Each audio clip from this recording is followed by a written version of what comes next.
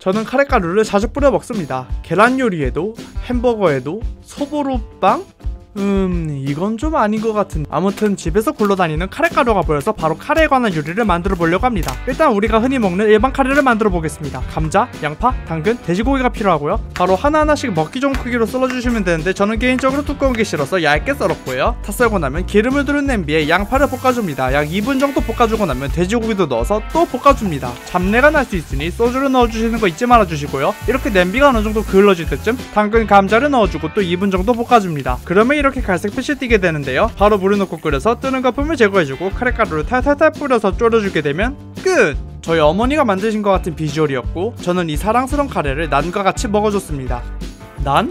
여기서 초간단 난 만드는 방법. 밀가루와 물을 준비해주고 밀가루육 물 1의 비율로 부어줍니다. 바로 섞어주게 되면 뭔가가 이상한 것을 직감하고 밀가루를 계속 부어줍니다. 한 4번 정도 부어주게 되면 반죽이 어느 정도 모양을 잡게 되는데 이제 이 반죽을 어느 정도 떼내어 밀가루가 흙 뿌려진 도마 위에 올려 밀대로 펴주고요. 손으로 정성스럽게 만져서 난의 모양을 잡아줍니다. 그 다음 바로 후라이팬에 구워주게 되면 불 조절에 실패한 난이 완성됩니다. 모습은 그럴싸한데요. 맛은 그냥 밀가루 튀김 맛이었습니다. 아, 이게 뭐야. 아무튼 밀가루를 태운 일을 뒤로하고 저는 바로 다음 카레인 고형 카레를 만들어 보았습니다. 참고로 고형 카레는 가루 카레가 뭉쳐있는 카레라 보시면 되고 둘의 차이점은 팜유, 코코넛 열매기름의 유무입니다. 맛으로는 고형 카레가 좀 더 고소하다는 점이 있겠고요. 다시 준비로 돌아와서 재료 소개를 하자면 양파, 냉동실에서 돌아다니는 쿠키, 버터가 필요하고요. 바로 시작해보자면 먼저 양파를 썰어주고 버터를 두른 팬에 양파를 카라멜라이징 시켜줍니다. 여기서 카라멜라이징이란 양파를 카라멜색이 날 때까지 버터에 미친듯이 볶아주는 것이라고 생각하시면 되고요. 보통 한 3-40분을 볶아주면 되는데 저는 20분 정도를 먼저 볶아줬고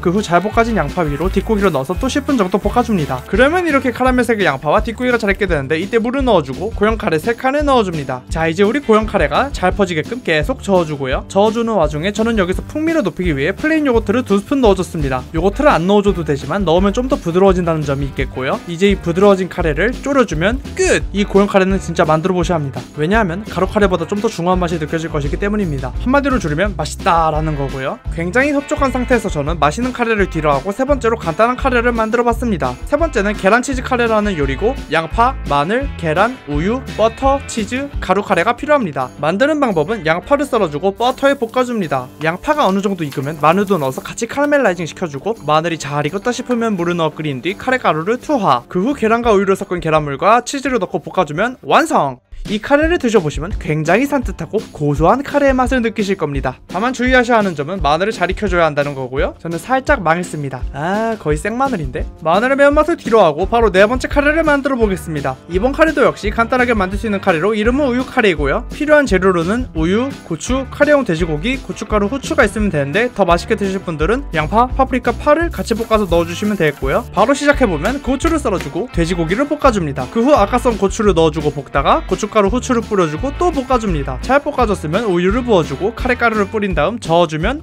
끝! 한입 먹어봤더니 우유의 고소함과 카레의 짭짤함이 잘 어우러지는 맛이었으나 청양고추의 매운맛이 더 느껴져 입은 불바다가 되었다라는 슬픈 이야기가 있었고요. 그 후 고추의 매운맛을 뒤로한 채 카레가루로 감자카레 고로케를 만들어 보았습니다. 필요한 재료로는 카레가루, 감자, 양파, 당근, 햄, 식빵, 빵가루, 계란, 후추가 있겠고요. 만드는 방법은 먼저 이렇게 멋진 감자들을 삶아주고 준비해놓은 양파와 당근, 햄을 작은 크기로 썰어줍니다. 그 다음 기름을 두른 후라이팬에 양파, 당근, 햄 순으로 재료를 넣어 볶아주고 잘 익은 구릿빛 색깔이 나와주면 곧바로 삶았던 감자를 으깨줍니다. 으깰 때 거품기와 숟가락을 이용해주면 좀 더 수월하다라는 팁이 있겠고요. 아무튼 다 으깨주고 나면 후추와 카레가루를 뿌려주고 쓱가줍니다. 그 다음 방금 볶아놨던 재료들을 넣고 또 쓱가줍니다. 다 쓱가주고 나면 감탄해줍니다. 오!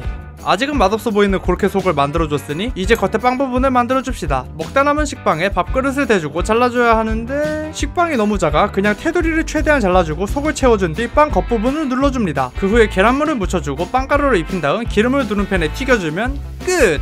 와우, 긁어보니 완벽하게 크리스피하고 역시 튀긴 음식이라 맛은 보장되어 있다는 점. 아쉬웠던 건 좀 더 카레가루를 넣을 걸 그랬네요. 좀 더 짜게 드시는 분들은 좀 더 뿌려 드세요. 그리고 남은 감자속은 케첩을 뿌려 드세요. 아무튼 짜게 먹는 걸 뒤로하고 여섯 번째인 카레 제육으로 넘어가 보도록 하죠. 무난무난한 카레와 든든한 제육의 만남, 이 둘의 조화는 엄청났고요. 재료로는 앞다리살, 고춧가루, 정종, 올리고당, 진간장, 고형 카레, 카레가루로 대체 가능하고 마늘 양파파가 필요합니다. 요리를 시작해보자면 먼저 고춧가루 큰 1.5스푼, 2스푼, 진간장 큰 2스푼, 정종 작은 2스푼, 올리고당 큰 2스푼을 넣고 물 조금과 함께 섞어 양념을 배합해줍니다. 그 후에 양파파를 먹기 좋은 크기로 썰어주고 동시에 마늘을 다져줍니다. 이제 준비는 끝났고요. 바로 고기를 볶아주고 좋은 크기로 잘라준 다음 양파파 투하, 또 볶아주고 양파가 익어갈 때쯤 양념과 물 한 컵을 넣어주고 계속 볶아줍니다. 어느 정도 자글자글해지게 되면 불을 꺼주고 고형 카레 한 칸 혹은 카레가루 큰 2스푼을 물에 넣고 렌즈에 돌려 녹여주고 그대로 넣고 또 볶아줍니다. 그 후에도 계속 볶아주면 끝!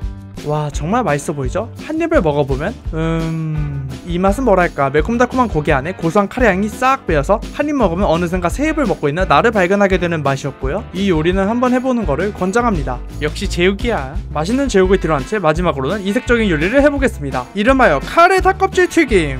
닭껍질? 한때 닭껍질 튀김이 화제였을 때 대용량으로 사나왔던 닭껍질이 남아있었기에 얘를 이제 써줄 거고요. 필요한 재료로는 닭껍질, 카레가루, 튀김가루, 소금, 후추가 있으면 되겠고요. 곧바로 시작해보겠습니다. 원래는 보통 염지 과정, 고기를 튀기기 전 양념에 재워서 잡내 제거와 밑간을 해주는 것을 해주지만 저는 귀찮아서 스킵했고요. 아무튼 바로 시작하자면 카레가루, 소금, 후추를 섞어준 물에 닭껍질을 넣어서 휘저어줍니다. 그 후 비닐봉지에 밀가루와 카레가루, 소금을 넣고 섞어준 뒤 그릇에 펼쳐주면 준비는 끝났고요. 바로 냄비에 기름을 채워주고 닭껍질을 꺼내서 넓게 펼쳐 섞어준 가루들을 앞뒤로 묻혀 튀겨줍니다. 이 과정을 계속 반복해주게 되면 작으면서도 큰 사고들이 일어나는데 이거 극복해주고 아무튼 극복하고 나면 이렇게 이쁜 닭껍질 튀김이 나오게 됩니다. 한 입 먹어보면 와우! 카레향이 살짝 나면서 짭짤한 이 닭껍질 튀김, 대미를 장식한 완벽한 요리였습니다. 튀기는 과정에서 몇 개가 타긴 했지만 탔어도 맛있는 닭껍질 튀김이었고요. 카레가루도 역시 해먹을 게 많다는 걸 또 한 번 느꼈습니다. 이상 카레가루였습니다.